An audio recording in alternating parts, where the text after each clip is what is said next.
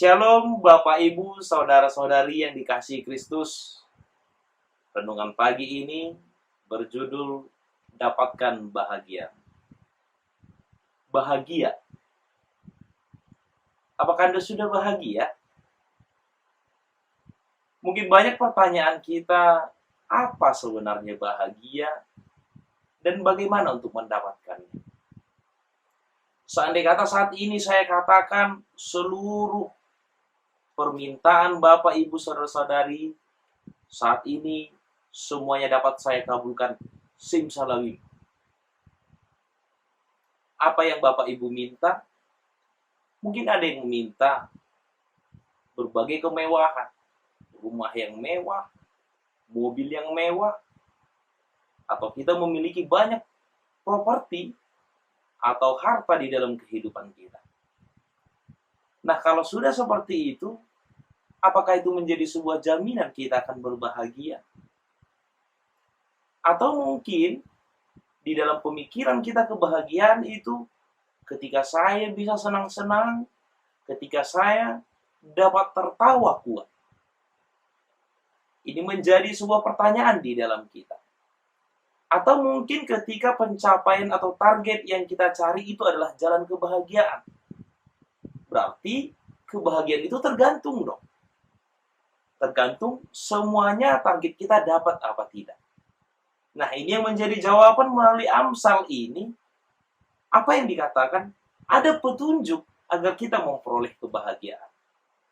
Yang pertama itu mendengar didikan.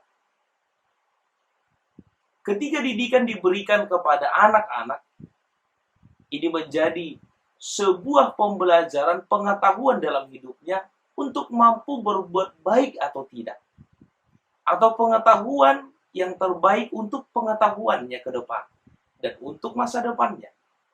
Namun begitu banyaknya para pemuda mengalami kegagalan dan akhirnya tidak bahagia ketika dia tidak mau mengikuti atau mendengar dari didikan itu. Jadi intinya, didikan itu sangat penting untuk ke depan menjadi kebahagiaan kita. Yang kedua itu mendengar firman Tuhan. Termasuk saat ini ketika kita mendengarkan firman Tuhan, kita baca firman Tuhan, kita ikut renungan, dan berbagai khotbah yang pernah kita dengar.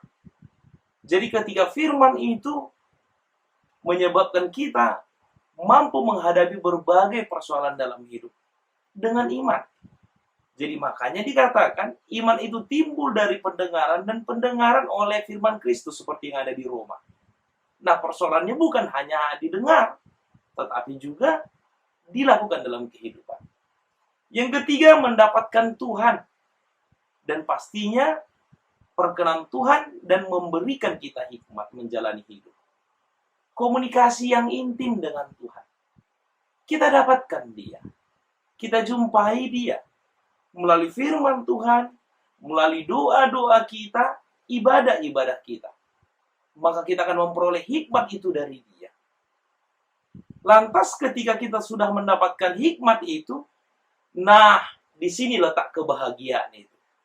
Ketika hikmat dan kebijaksanaan kita peroleh dari Tuhan, maka ketika kita memperoleh persoalan, kita akan mampu positive thinking.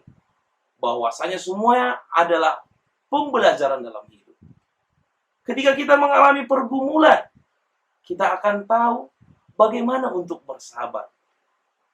Oh Tuhan, ajarkan saya kehidupan saat ini untuk bersabar. Ketika kita mengalami persoalan di ekonomi, kita akan tahu melalui hikmat dari Tuhan. Oh, saya perlu bekerja keras lagi. Dan begitu banyak persoalan-persoalan yang lain, kita akan hadapi semuanya dengan positif. Dan ini yang akan mengajak kita menjadi sebuah kebahagiaan. Jadi kebahagiaan bukan tergantung pada tercapainya keinginan kita, tetapi ketika kita dapat bersyukur apa yang saya dapatkan hari ini, semuanya adalah terbaik buat saya. Nah, itu datangnya dari hikmat Tuhan. Jadi kalau ada yang katakan, saya berbahagia asalkan